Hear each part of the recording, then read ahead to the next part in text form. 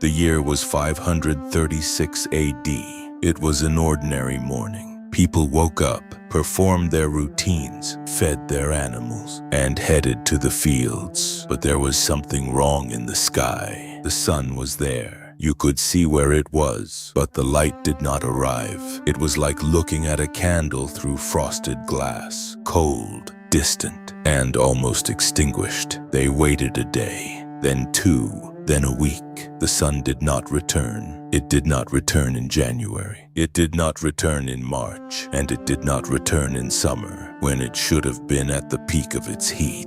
Crops stopped growing, animals stopped reproducing, rivers froze in months when they had never frozen before, and the people at the time knew only one thing. The world had changed, and they did not know if it would ever return to normal. What followed that event was so devastating that modern historians call it the worst time to be alive in all of human history. Not the Black Death, not the World Wars, not Hiroshima or Nagasaki. The year 536. To fully understand this year, we must understand what came before. The beginning of the 6th century was not a world of darkness. It was a world on the rise. Constantinople, today's Istanbul, was the largest and richest city in the Western world. 1 million people lived among marble palaces, public baths, markets, churches, and a racetrack so massive it could swallow thousands of screaming people. Silk from China, spices from India, glass from Syria, and gold from Africa. It was the center of an empire that still believed it could become Roman again. On the throne sat a man with an almost insane dream. Justinian I, emperor of what remained of the Roman Empire. He wanted to restore the old world. He wanted to retake the lost provinces, to rebuild the glory that had been shattered in the West. And for a moment it looked possible. His generals had already expelled the Vandals from North Africa. They were advancing through Italy. The ghost of Rome was beginning to move again. At the same time, trade routes connecting Europe, the Middle East, India, and China had never been more active. Merchants traveled for months across deserts and seas, carrying goods and money across continents. Even the people who lived far from the great cities were part of a larger system than they realized. Grain, taxes, soldiers, and languages flowed through a living system. And then, the sky went dark. In the spring of 536, a mysterious haze began to spread across the northern hemisphere. It was not an ordinary fog. It did not lift in the morning. It did not burn off under the sun. It hung in the air for months, from 536 until mid-537. The sun was blocked by a haze that modern scientists estimate reduced average temperatures in the northern hemisphere by up to 4.5 degrees Fahrenheit. 4.5 degrees does not sound like much until it happens. To put things in context, the difference between a working farm and a dead one can be a fraction of that. And back then, it was the difference between a kingdom with food and a kingdom with no future. In Ireland, monks recorded that bread failed for years. In China, imperial chronicles describe snow falling in summer. In the Mediterranean, olive trees and vineyards that had taken generations to cultivate died in a single cold season. Birds became confused and migrated at the wrong times. Fish disappeared from the usual waters. Animals stopped breeding. Frost arrived out of season and stayed longer than anyone had ever seen. The entire rhythm of life broke. And when the rhythm breaks, society also does. After the crops stopped growing, the first to starve were the poor, as they always do, of course. Then the middle class did not have enough to sell. Then the elite realized that money could not create food out of thin air. The granaries emptied, prices exploded. People ate seed grain because they had no choice, and then they had nothing left to plant. Families abandoned their homes looking for food. Some walked until they collapsed. Some sold whatever they had left. Some even sold their their children. Others simply waited because there was nothing else left to do. In China, records from the northern and southern dynasties describe famines, snow, and a damaged growing season severe enough to affect large parts of the state. In Europe, the same catastrophe was unfolding in a different language. Kingdoms that had seemed stable were suddenly brittle. People had survived wars. They had survived small plagues. They could even survive soul-breaking taxes. But when the climate itself stopped cooperating, the entire human machine began to seize.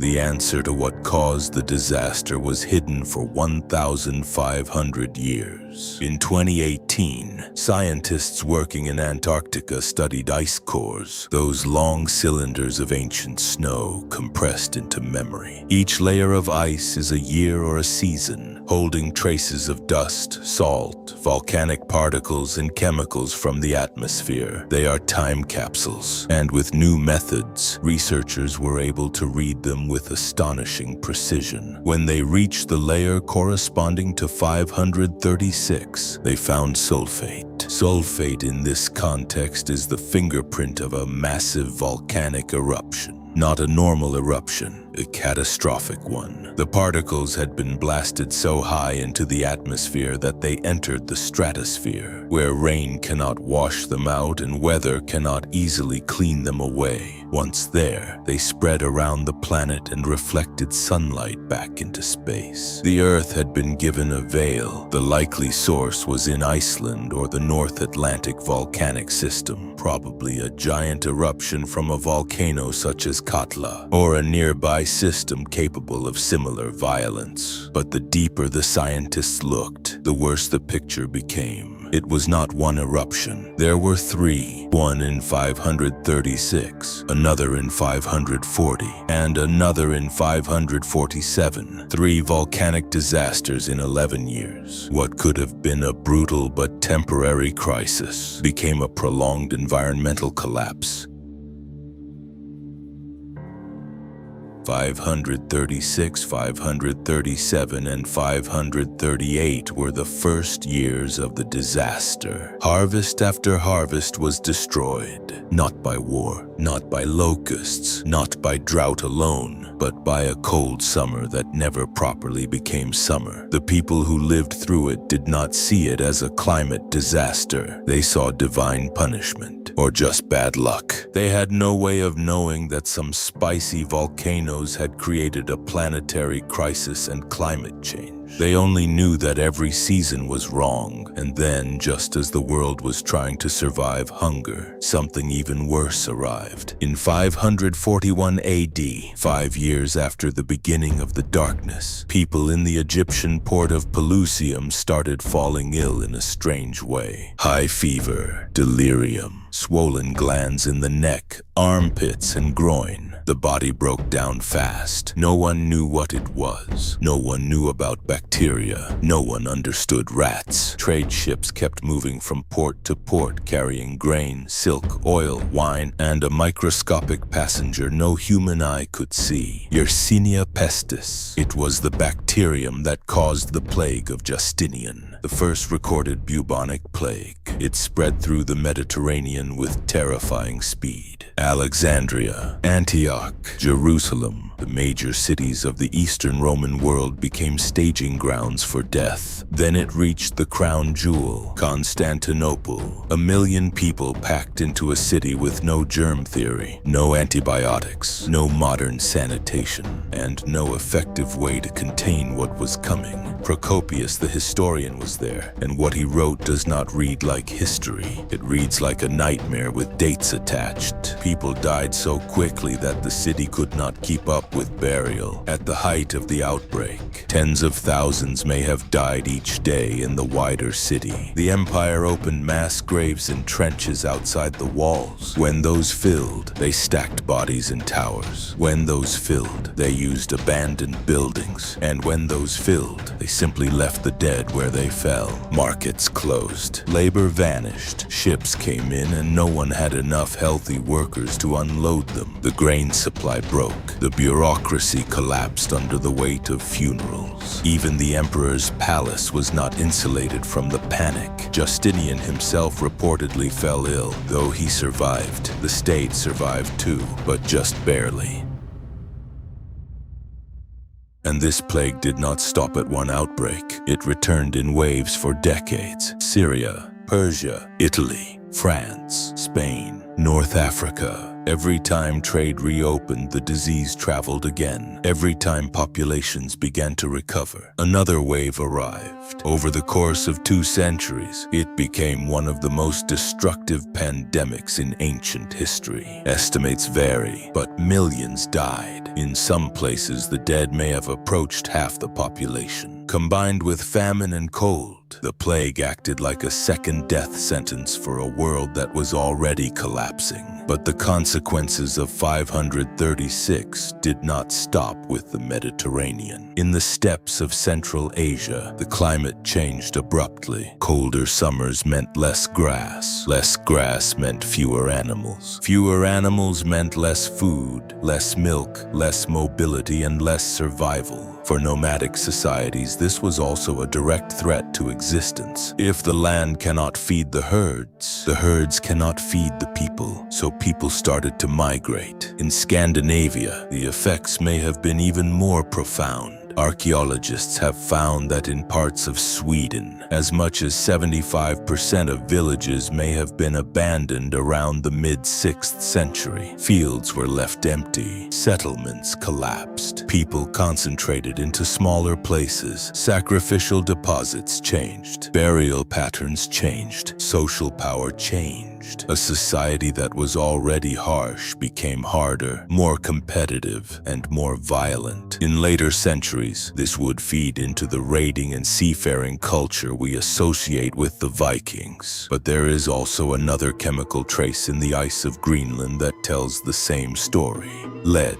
In antiquity, lead entered the atmosphere through mining and metalworking. More economic activity meant more lead in the air, and more lead in the ice. It is a strange but useful measure of prosperity. In the layers corresponding to 536 and the decades after, lead levels plummeted. That means less mining, less metal production, less coinage, less trade, and less state activity. The economy of the Western Roman world did not simply slow down, it collapsed. And in that collapse, whole generations grew up knowing only scarcity. They were born into a damaged world, lived with its consequences, and died without ever properly seeing the sun. For them, the crisis was not a crisis, it was life.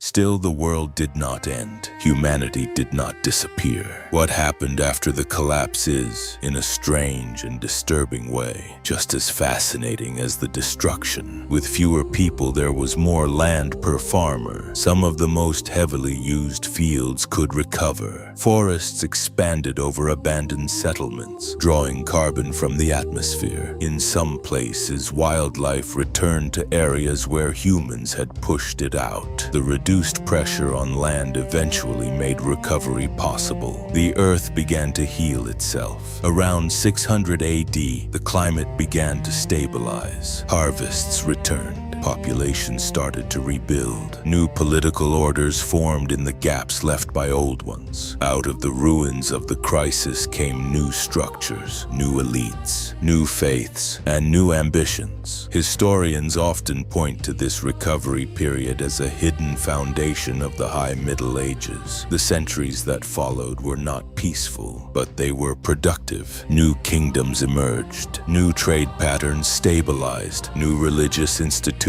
expanded. The world that eventually led to the Renaissance and then the modern era was shaped in the aftermath of this collapse. There was also a spiritual shift. When the old Roman and Persian systems began to fail, people searched for meaning in a world that looked like it was ending. Monasticism expanded. Men and women withdrew from political life to preserve knowledge, ritual, and discipline in a damaged age. In some cases, they copied texts. In others, they farmed. In others, they simply maintained a thin thread of order in a time that felt like chaos. Monotheism was not just a religious claim. It was a political bomb. It offered unity where there had been division, order within chaos, and meaning where the world had recently shown only famine, plague, and failure, and the timing could not have been more perfect.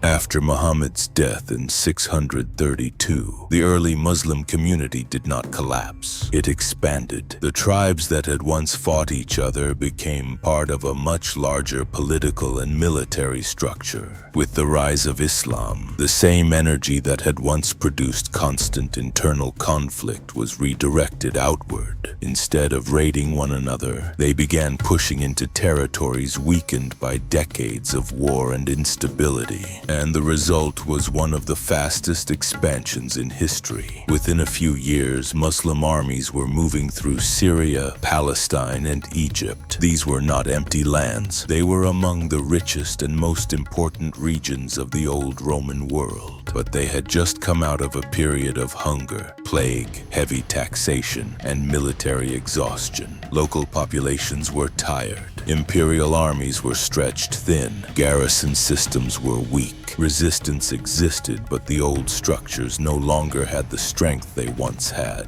The rise of Islam shows exactly how history works after a collapse, not as a clean reset, but as a brutal reordering.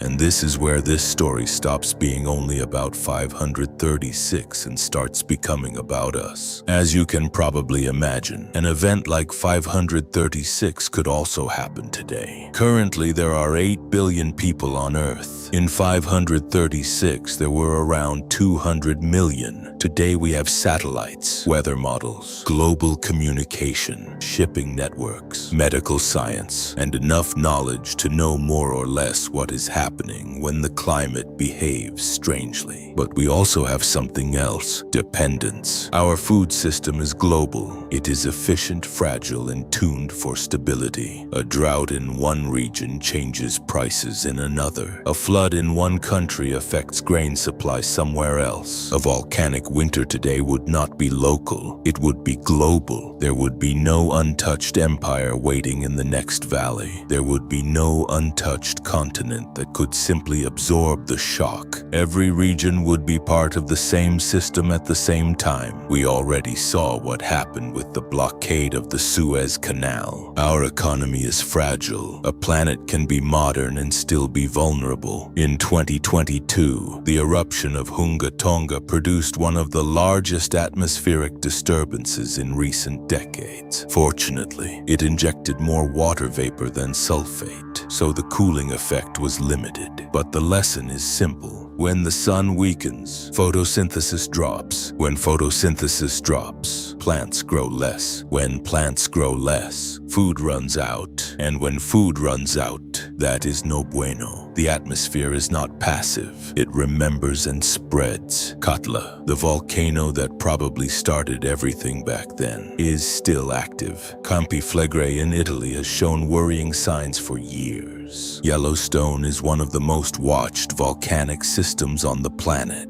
None of that means the end is coming tomorrow. It means the end, when it comes, does not come with a warning label. The people of 536 had no volcanologists to explain the sky, no climatologists to predict recovery, and no emergency agencies or stockpiles large enough to protect an entire civilization. They had no way to understand that their nightmare had a geological cause. They had only what humans have always had: each other, memory, fear, and a stubborn refusal to go quietly.